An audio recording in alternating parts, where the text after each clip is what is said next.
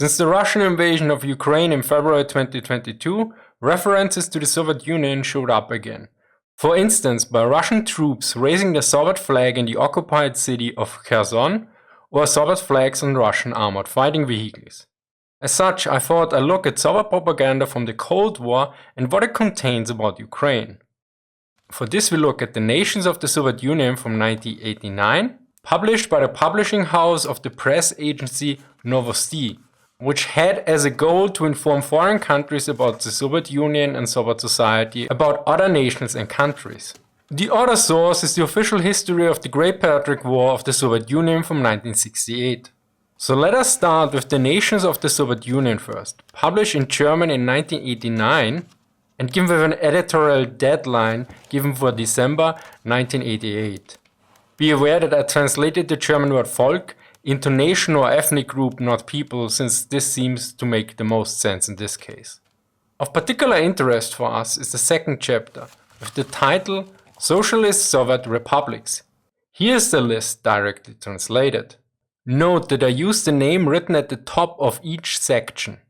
It was followed by the official name in parentheses, for instance Ukrainian Socialist Soviet Republic or Moldavian Socialist Soviet Republic. Unless I missed something here, the only main difference was the Russian Federation, which had in parentheses Russian Socialist Federative Soviet Republic. There are several interesting things to point out in this list. First, Ukraine is the only republic that is preceded by the definite article "de", besides the Russian Federation, but then again it's a federation. Why is this of importance? Well, for this I will quote Wikipedia. Ukraine is one of the few English country names traditionally used with the definitive article "de". Use of the article was standard before Ukrainian independence, but was decreased since the 1990s. For example, the Associated Press dropped the article "de" on the 3rd December 1991. Use of the definite article was criticized as suggesting a non-sovereign territory, much like the Lebanon, referred to the region before its independence, or as one might refer to the Midwest, a region of the United States. Second, the order of the list. I was not sure how the republics were ordered. As you can see, it starts with the Russian Federation, followed by the Ukraine, and then Belorussia.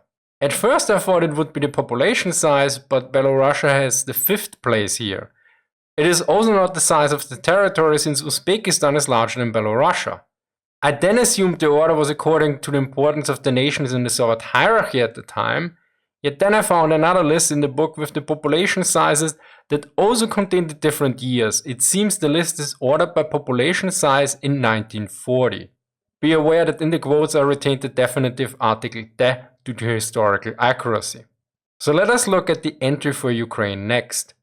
It notes as foundation date the 25th December 1917, and that since 30th December 1922 it was part of the Soviet Union. I was not sure about the dates and double-checked. The 25th December 1917 was not mentioned in Encyclopedia Britannica nor Wikipedia. So I was a bit confused. I looked further and found during the Ukrainian War of Independence 1917 to 1921, the Soviets announced their own Ukrainian government on that day. Although one Wikipedia article mentions the 24th December 1917. The second date is correct and marks the foundation of the Union of Soviet Socialist Republics together with the Russian, Belarusian and Transcaucasian republics.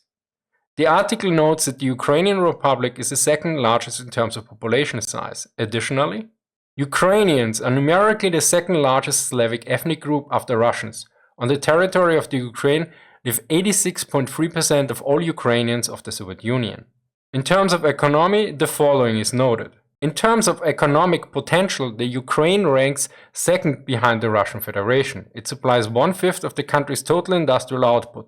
Rich coal and iron ore deposits put the Ukraine in the ranks of the most important suppliers of fuel and rolled stock. It provides 30 and 35.1% of the country's output of coal and rolled stock, respectively. About the production industry, it is noted, nearly a third of the total output of the Ukrainian industry are products of mechanical engineering and metal processing. Turbines for nuclear reactors and diesel locomotives, railroad cars and electron microscopes, airplanes and industrial robots are built here. Chemical plants produce synthetic resin, plastic dyes and other products. Needless to say, agriculture was also of major importance. In terms of gross production, the food industry takes second place in the Republic after machine building and metal processing, meeting the needs not only of the Republic but also of many other areas of the USSR.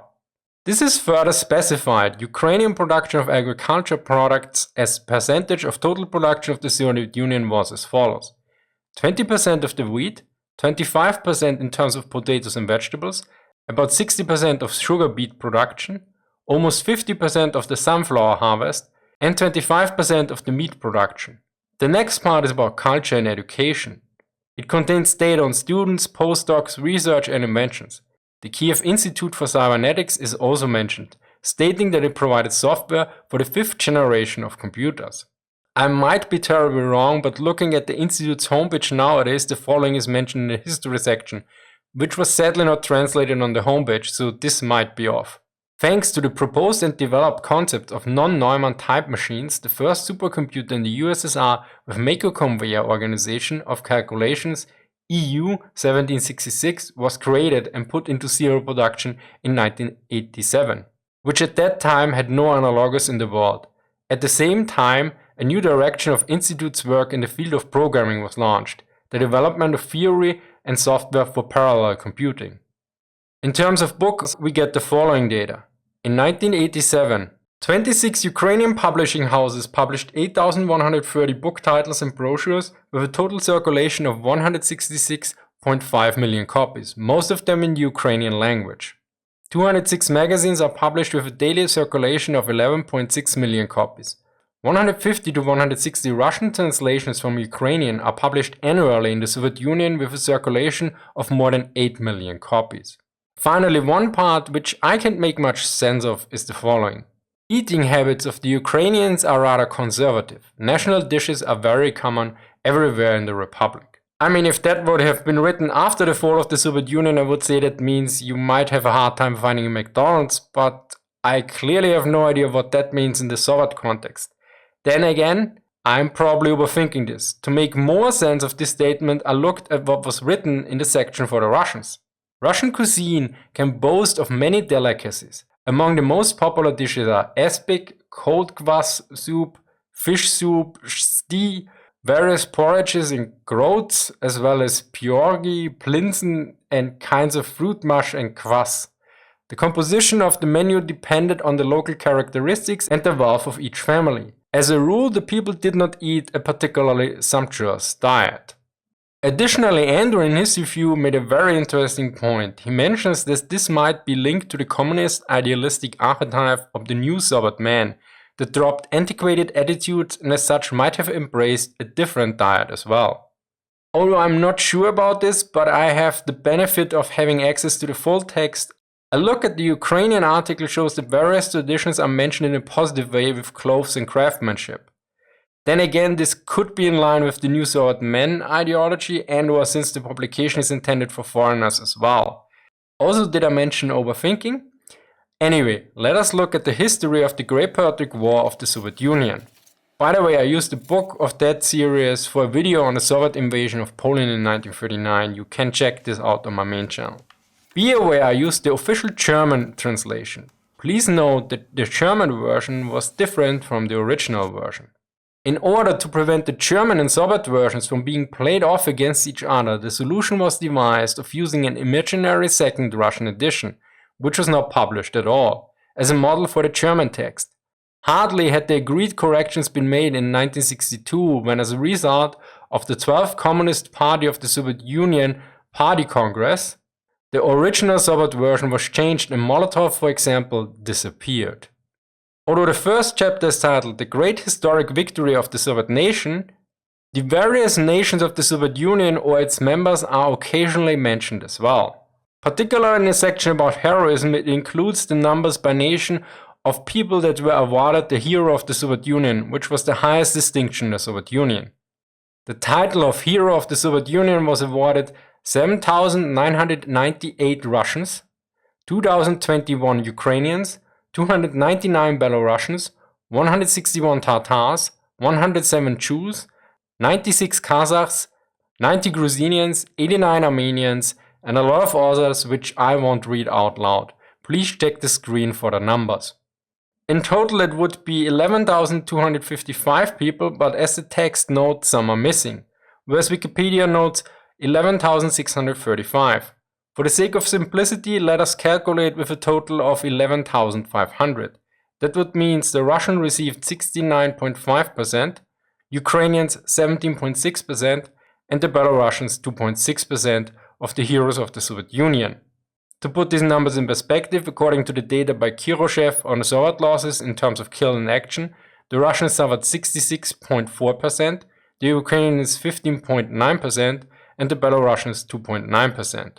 Be aware that Kiroshev's data is controversial in terms of total numbers, so take this as a base reference. Additionally, keep in mind that the ratio could be still correct even if the total number of losses was different.